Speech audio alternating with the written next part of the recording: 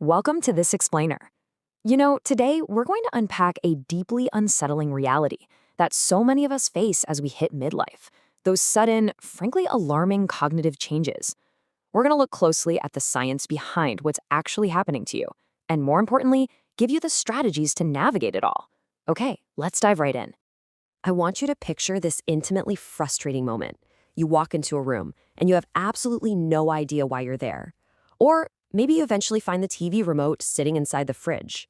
Or you're right in the middle of a sentence and a word just completely vanishes. Maybe you reread the exact same paragraph 4 times and the information just refuses to sink in. And somewhere in the back of your mind, a quiet, kind of terrifying thought creeps in. Is this the beginning of something serious? If any of that sounds familiar, I just want you to take a slow, deep breath right now. Because what you're experiencing actually has a name. It is very real, it's incredibly common, and I promise you it is absolutely not what you think it is. We really need to talk about brain fog. Section 1. You are not imagining it. Validating the cognitive shift. The sheer scale of this issue is honestly staggering. Between 44 and 62% of midlife women experience significant cognitive changes during perimenopause. That's nearly 2 in every 3 of us. Up to 60% report things like forgetfulness, difficulty concentrating, and just intense mental destructibility during the transition. And yet somehow, this remains one of the least talked about and least validated symptoms of this entire stage of our lives. And this is where it gets incredibly frustrating. Because despite how common this is, only 23%, so roughly 1 in 4 women in a large UK survey, reported having a supportive, good experience with their GP when raising these symptoms. Women are out there describing a fundamental shift in how their brains work, and far too often, we're just being told it's anxiety, we're overworked, or we're just getting older. Because of this, 1 in 3 women end up having to pay privately out of pocket for help, and that's just simply not good enough. You deserve much better than that. Section 2. The brain and estrogen. What's actually happening inside. So, brain fog during perimenopause is closely tied to changes in your hormone levels. And this is because your brain is absolutely full of estrogen receptors. Specifically, the hippocampus, which is the region of your brain responsible for memory, is literally rich with them. The crucial point here is that when your estrogen and progesterone levels begin to fluctuate and ultimately decline, your brain actually feels it. It is a physical response. This isn't just a vague feeling either. It's structurally measurable. Research presented at the 2025 annual meeting of the Menopause Society confirmed that menopause brings distinct structural changes to the brain. This includes documented reductions in volume in areas critical for memory and executive function. Now, I'm sharing this with you very gently. I'm not trying to scare you, but I want to completely validate the very real, physical root of your memory loss. But before that sends a chill down your spine, I want to pause here and look at the bottom line.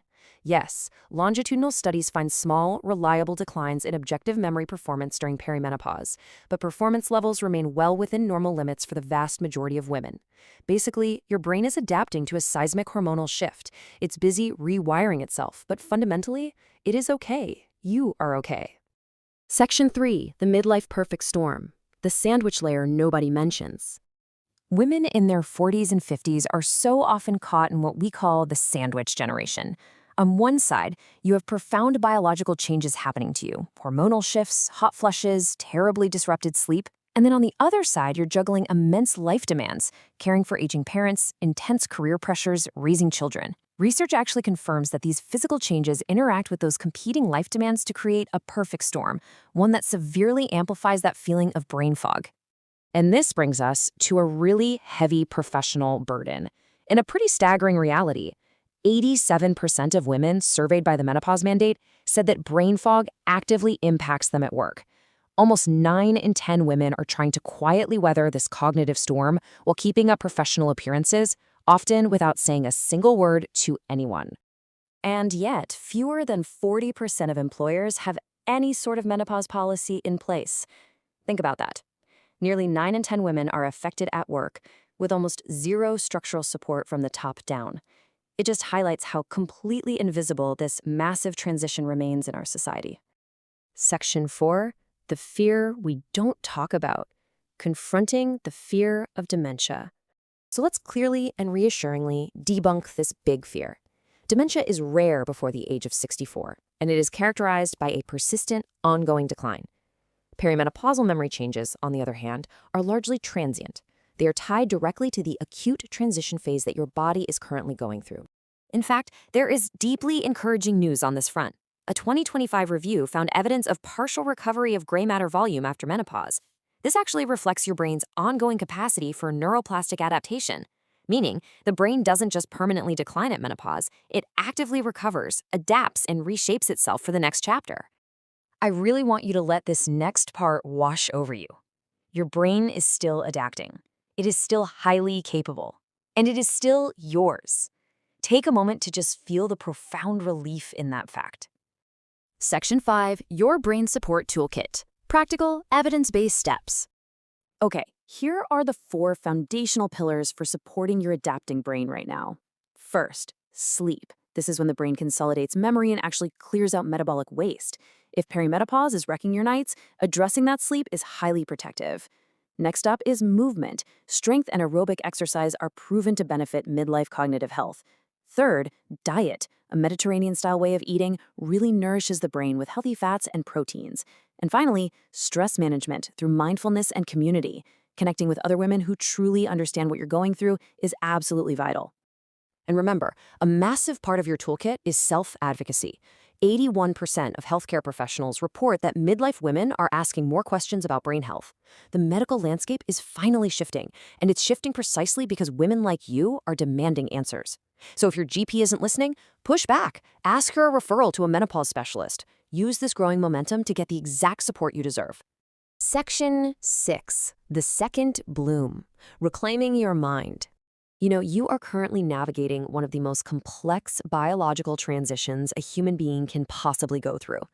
Just think about the monumental physical shifts, the environmental stressors, the sheer weight of what you are surviving every single day. And you're still here. You're still asking questions, and you are still seeking answers.